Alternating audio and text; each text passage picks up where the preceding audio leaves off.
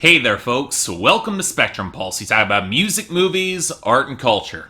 And today we're finally going to be talking about the newest album from Fate's Warning called Theories of Flight. You know, it's widely understood that there were four bands that really broke progressive metal as a subgenre towards more mainstream acceptance. Well, okay, mainstream as much as prog metal goes. Now, I've talked about Dream Theater twice on this show, and they probably stand out as my favorites. Although I can definitely say that early Queensryche get that up there too. Then there's Tool. Look, I'll save that discussion for if they ever actually release another album. I'm not quite sure I want to deal with the dumpster fire that conversation will turn out to be. But then there's the last group, the one that gets mentioned in the same sentence and came up around the same time, but never really seems to get the same attention or critical acclaim. Now, that group is called Fate's Warning, a group that for the past couple of weeks I've been exploring in detail to try to understand why they never get the same attention. And throughout my analysis, I think I came across a number of reasons. They never really had a huge crossover into the mainstream, for one. They weren't exactly active throughout a significant chunk of the 2000s, and they also weren't really as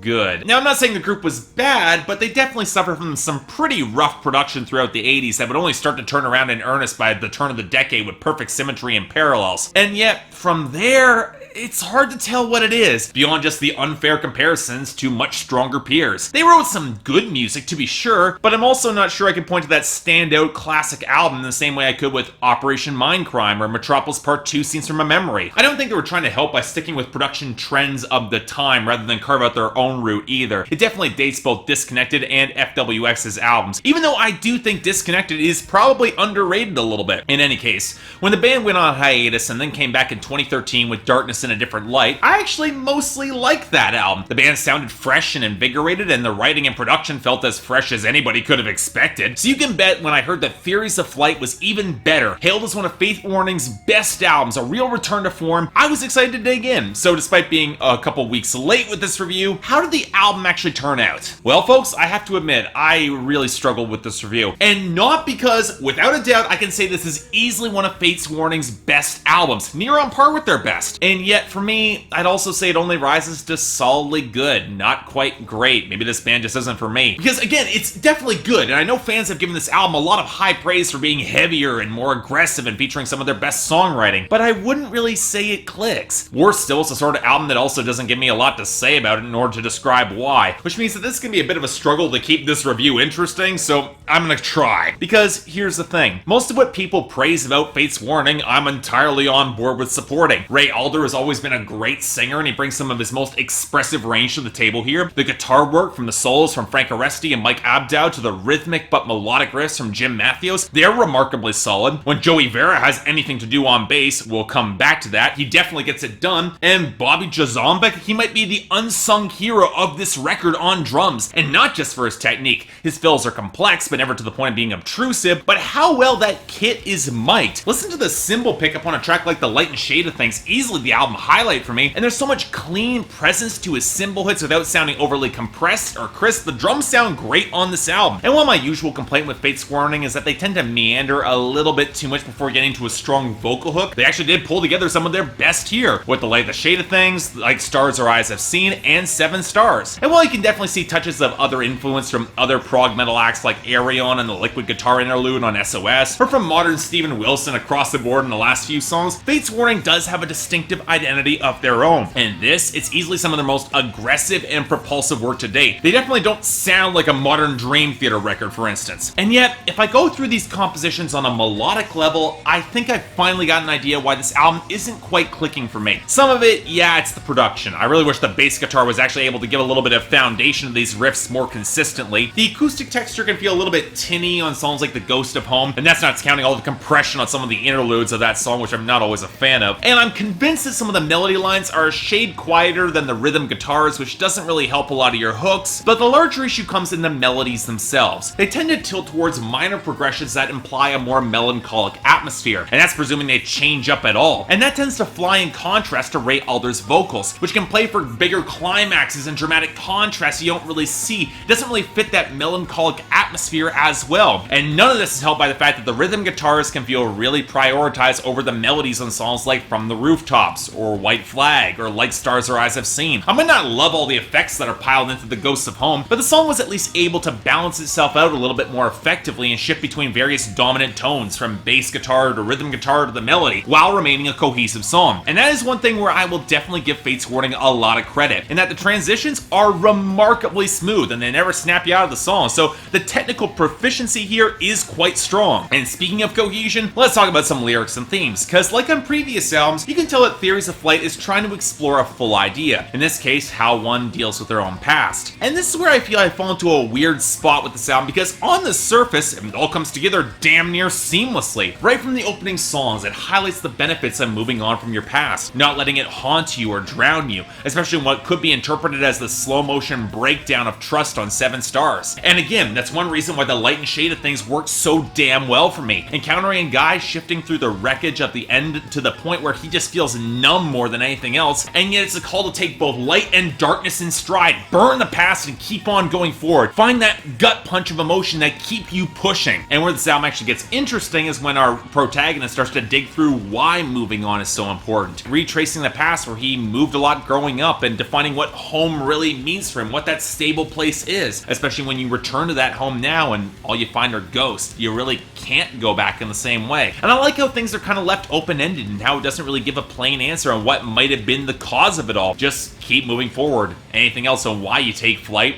that's just theories. And yeah, the writing is well structured and framed and appropriately ambiguous, but there's something about it that isn't sticking for me, and I think it's the lack of greater distinguishing detail. It almost feels like the lyrics are functional and straightforward to a fault, missing that additional bit of spice in the poetry to really give it unique character or to articulate more of a concrete story. There could have been a narrative on this album. I'm actually a little bit baffled why there isn't. And again, this broadness tends to work in metal, but here, combined with the lack of strong climax points in a lot of the melodies, I can appreciate this album more than I actually say I like it. It's definitely better Fates Warning, and fans of the band will surely be on board, and they've probably already heard it. But for me, it's a light 7 out of 10, and only a recommendation if you're a fan and you're looking to scratch that progressive metal itch. Again, it's a good album, it's a solid record, but it's not really a great one for me. I can't promise you're gonna love Theories of Flight by Fates Warning, or even completely remember it when you're done with it, but you know what? Again, this is solid music. At the very least, it deserves attention for that. So check this out. So yeah, thanks a lot for watching. I'd like to like and subscribe. I'd be more than grateful. I know this review took way too long to get out, but I really had to go through that entire discography. There was a lot to really process there, and I wanted to get to it, try to figure out why this band isn't really clicking with me. They're just not for me. That happens. But anyway, I've got the poll up here, so you guys tell me what you thought of the record. Did you like it more? Did it really stick with you? Or did it just kind of fall flat? Beyond that, anything else I might be able to do to improve my presentation, or any other albums coming out that you want me to take a look at, I will try to give them a listen. Till then, I'm Mark, you're watching Spectrum Pulse, and I'll see you next time.